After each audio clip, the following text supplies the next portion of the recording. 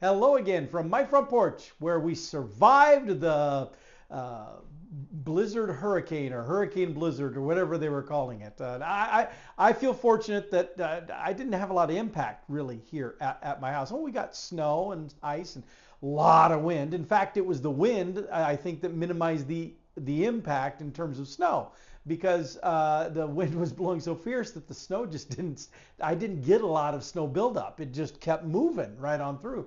A couple of small little drifts by my back door. I mean, like small little drifts, easily shoveled, gotten out of the way. And I didn't do anything to my driveway or the front steps of the front porch or nothing. But today the sun is out. I had to hang up my bed sheet thing here to block the sun so I wouldn't be blinded talking to you.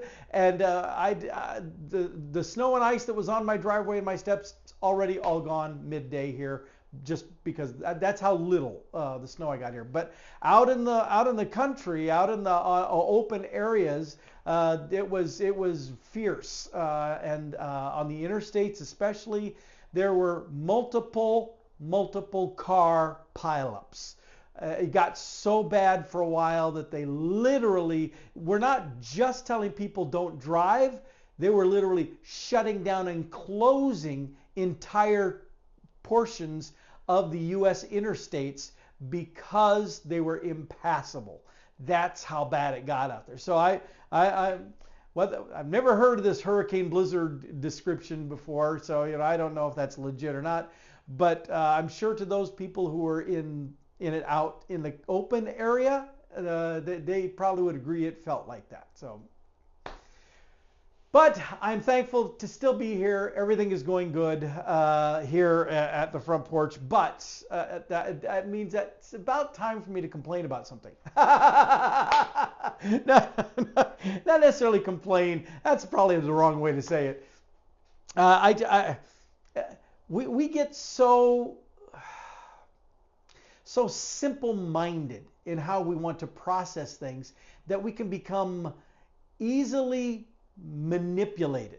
We can make ourselves voluntarily gullible by our desire to want life to be simple. There's nothing wrong with wanting life to be simple. I want that. I don't know a lot of people that want a complex life. But when we so much hold to that we allow ourselves to be duped by others for whatever reason, that's when it's a problem. And so I want to just hit head on an acronym that is in the news now, and it's being talked about and used like it is just the worst, most evil thing ever, and that is DEI. Oh, DEI policies and DEI programs and DEI hires and DEI spending and DEI. It's like DEI is now being thrown onto everything as a means of either lauding it or attacking it. And I think it's silly.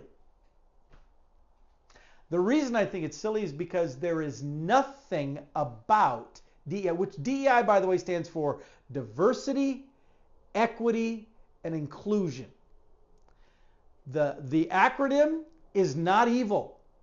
Those words are not evil. Even the concepts behind those words and the acronym is not evil.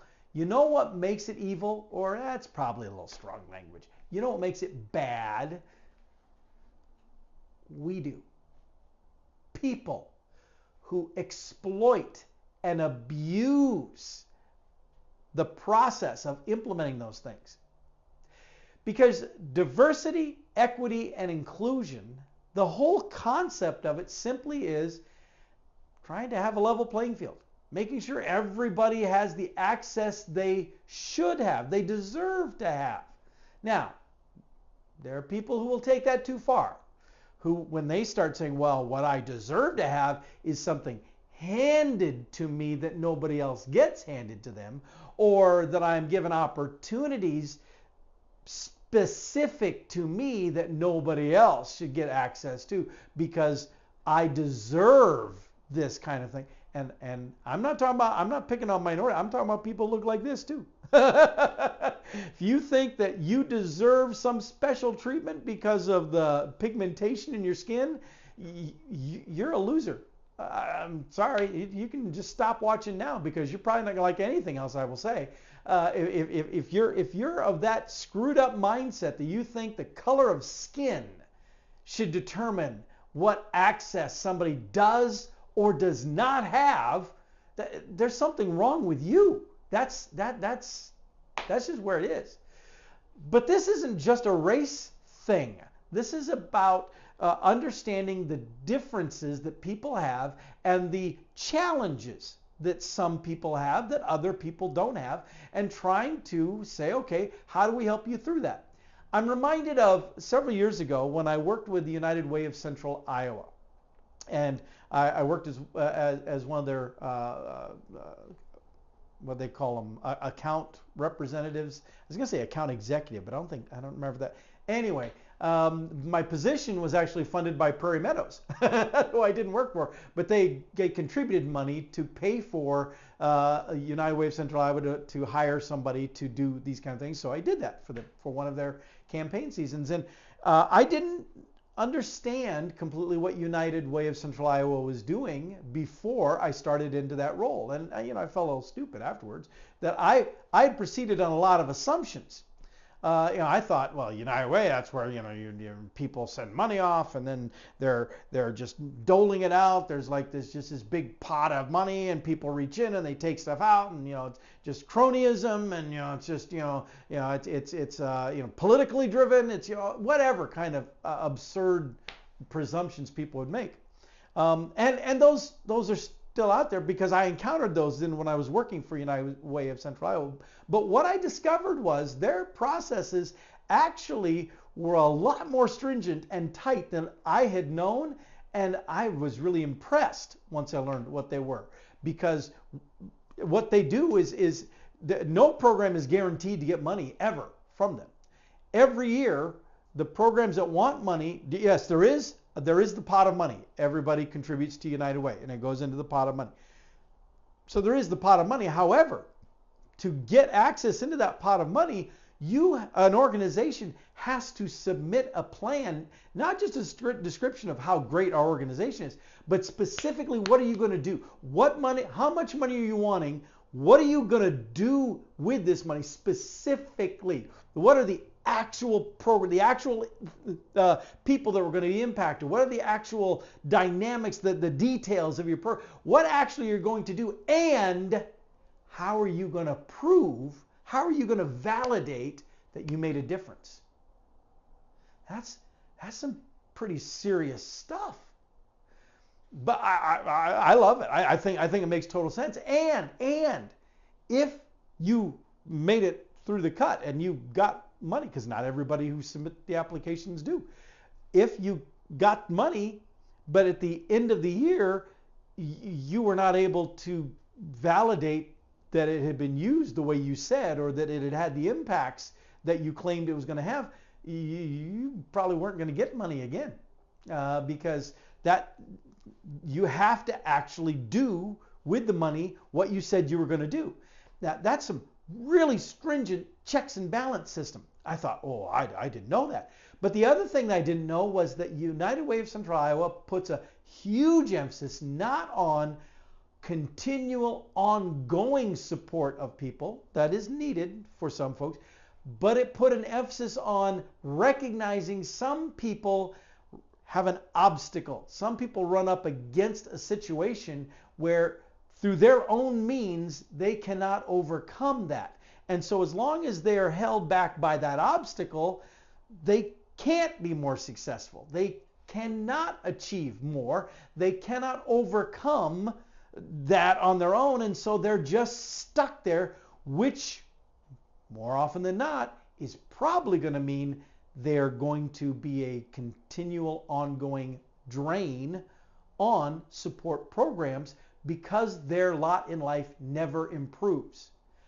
But if programs funded by United Way of Central Iowa could help an individual get over that hump, to get over that obstacle, to break through that barrier and move forward with their life, now they have a real chance of being able to achieve greatness for themselves, being able to achieve success for themselves, and not having to spend the rest of their life dependent on programs and services, allowing that money then to go now to others who need the help and support.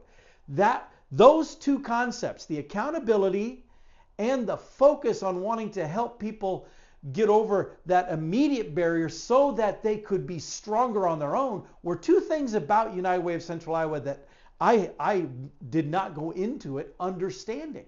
I did not know that was the reality of how that program worked. And once I did, I was all over that. And I still, obviously now, I'm still telling you, I think that is a great, tremendous approach, but it was so unlike what I assumed we were talking about based on my own preconceived notions and prejudices even. Well, I use that as an example, or I tell that story to come back to the concept of DEI. See, there's nothing wrong with DEI itself. There's nothing wrong with wanting to promote diversity, equity, and inclusion. There's nothing wrong with those things. And so people out here just denouncing DEI, I think you don't make yourself look very good, because what you're railing against is your neighbors who are in that position where they may have an obstacle that is preventing them from being able to move forward. And rather than trying to help them overcome that, you are criticizing the acknowledgement of the barrier. See, that's messed up. But I do understand why people have the complaints they have. I'm not ignorant. I'm not Pollyanna. The problem is, while DEI is valid, there are those who exploit it for implementation of other agenda, shall we say. That they want to achieve certain things, and they see DEI and its programs as a means, as a method of making that happen. Let me give you another, for instance. Turn the Wayback Machine to back when I was teaching in high school, back in the 90s.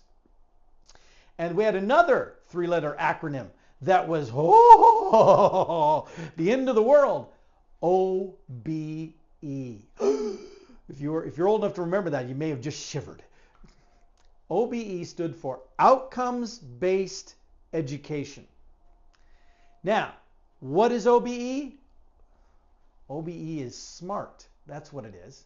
In fact, the stuff I talk about today, my structured on the job training, which is a four-letter acronym, SOJT, it's very similar in many respects, because what OBE, outcomes-based education, talked about was, what are the outcomes? What do you want at the end of this?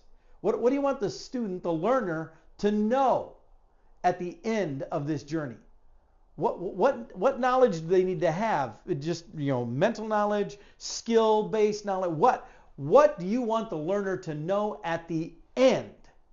And then planning out your curriculum, planning out the training, so that everything you do from the beginning, day one, all leads to that outcome. To me, it is the only way to design effective learning. Oh, there are lots of other ways people use, but to me, outcomes-based education is the only intelligent way to do it, because you can brain dump all the stuff you want to, but why were you doing it? What was it you wanted people to know? And way too often, and even in the professional world, people go just crazy putting together all of this training and then they put everyone through the training, and then you ask, well, now what are the learners doing now? What are they doing? Well, we don't know. How are we measuring that? Well, 100% of people went through it. Yeah, so? And what can they do now? Well, we didn't really think about it. It's backwards. You should start with the end in mind and go plan the other way. So OBE itself, again, it's not a bad concept. It is not evil. However, back in the 90s, there were, oh, wow, man, there, just like we see with DEI now, there were all these people all in an uproar about outcomes-based education. I mean, how it was going to ruin our children. It was going to corrupt America. It was going to, I mean, I'm not exaggerating. I'm not joking. This was what the hand-wringing was all about. And for the life of me, I could not understand why the concept was being so bad-mouthed. But again, the reason the bad-mouthing was being done to the concept is because of how some wanted to utilize outcomes-based education. It wasn't the outcomes-based education process itself that was the problem.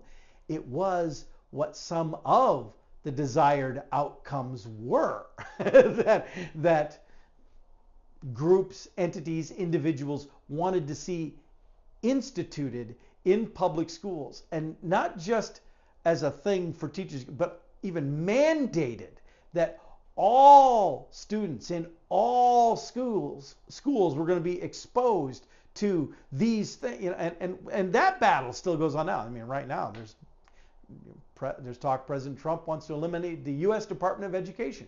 A whole other topic there, but that whole debate still goes on now about what should be mandated to be taught in the school classroom versus, what should be flexible and up to the teacher to decide. Well, that was the issue with outcomes-based education, why the whole dust-up was. It wasn't OBE itself that was the problem. It was how some wanted to weaponize it, to promote an agenda, or to be able to indoctrinate children.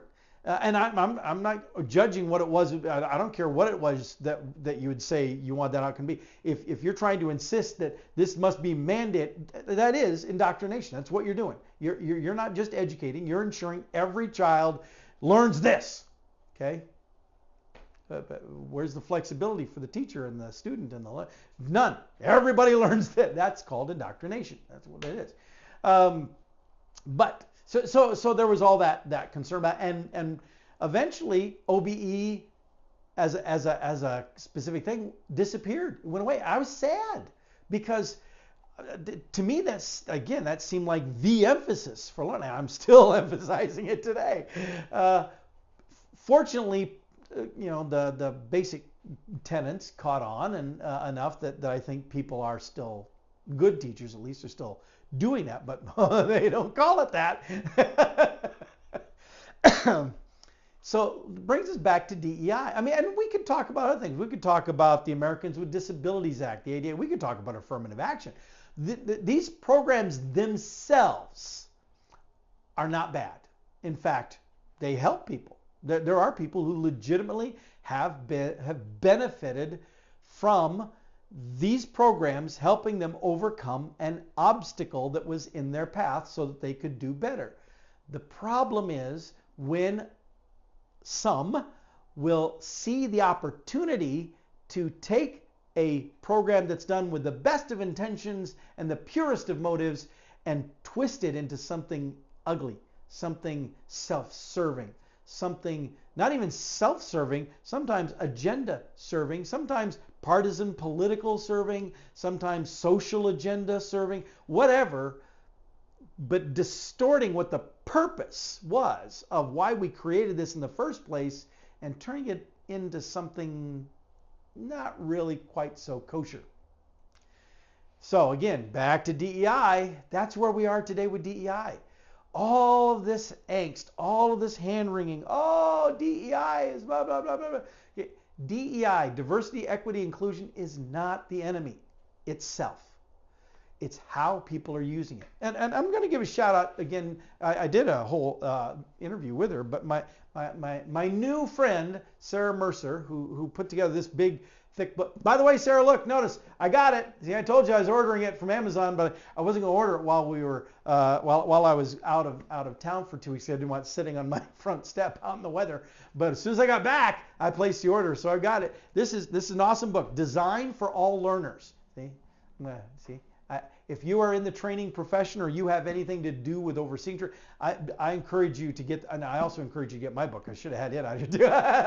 but really, no, her book is an awesome, now it's huge. I have not read the whole thing yet, but I have started and I'm liking everything I've seen so far. But when her book, Designed for All Learners, it's talking about understanding where the learner is, a whole bunch of different stuff, where the learner is, and making sure that we're able to get the training to them in the way that will connect with them, that will resonate with them, that also allows us to overcome. And I use the example I talked to her that, we've got a lot of Spanish-speaking learners at Baker.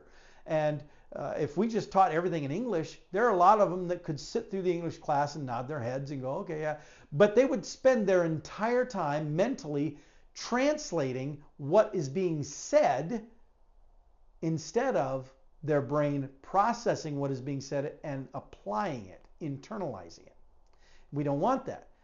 The mental translation becomes an obstacle to their learning. So we take that away by offering it to them in Spanish. We do the training in Spanish, and now it's in the language that their brain thinks in, and they can grab the knowledge and pull it in. That's just one simple, basic example of us designing it for the learner, which is exactly what Sarah promotes here. But in a very real sense, this book is a DEI book. Now, it doesn't say it's a DEI book anywhere, but this book talks about understanding how these different elements, diversity, equity, inclusion, how these things apply in a classroom, in a training session, in an on-the-job opportunity, on-the-job experience. Any of these scenarios, how understanding how these things apply, how these things impact an individual, not even a group of learners, but an individual, how those things impact them and may promote or restrict their ability to know something. That awareness is what a teacher needs to know in order to make sure their learner really grabs what they're getting. And that's what Sarah gets at. In this whole big book, which, by the way, is so much cooler than my book because, where's a good example here? She's got color in it. Was this a good one? I should have flagged one of these because there's pages that have like a whole bunch of. Yeah, see, here's one. Look, see, she's got nice color pictures. I don't got it. The only color I got is the green on the cover, but it's the best color. But seriously though, my point here is, it's okay to push back on stuff you don't like. It's absolutely okay to say, I'm not comfortable with that. I don't think it should be that way. Yeah, absolutely. Raise your voice, speak out on those things. But make sure you're speaking out for the right reasons. Make sure you're targeting the right things. Targeting DEI is not really where you want to be. Or if it is, well, I'm sorry. But saying that there's something bad about wanting to see diversity and equity and inclusion or, access for all to something, saying that that's bad only makes you look bad. However, if you have an issue with how those processes, how those programs, how those concepts are being misused to promote something you don't agree with, that's okay to talk about. That's okay to call it out. But make sure you're focusing on what it is you don't agree with and not bad-mouthing these concepts that are on their own neutral. Because doing that, not only does it make you look bad, but it causes anybody who sees themselves on the other side of that barrier, it causes them to shut down and ignore anything that you're saying. In fact, they will pass judgment on you in a very unfavorable way. Now, you may be okay with that. Okay, cool, whatever, do your thing. I'm just telling you, just like with the outcomes-based education, there was nothing wrong with that concept. Arguing against outcomes-based education, in my opinion, was foolish. Arguing against how some wanted to use it, that was legitimate. Don't be simple-minded. Separate the two things. You know, it's the old cliche, don't throw the baby out with the bathwater. Understand that DEI concepts are valid, are worthwhile. How it may get exploited, how it may get used, weaponized, perverted, twisted, manipulated, that is worth paying close attention to. But don't get them mixed up. And certainly don't just smush them all together and think that because somebody misused DEI to do this thing you don't like, that means DEI itself should just be tossed out the window. Don't go down that path. That's just my encouragement. Anyway, that's it. I'm actually roasting here on my front porch. Yesterday we just had a hurricane blizzard go through, and now today I'm sitting on my front porch and I'm starting to sweat. Oh, I love Iowa. Sometimes. Most of the time. All right, well, with that, I'll let you go, and I'll see y'all next time from my front porch.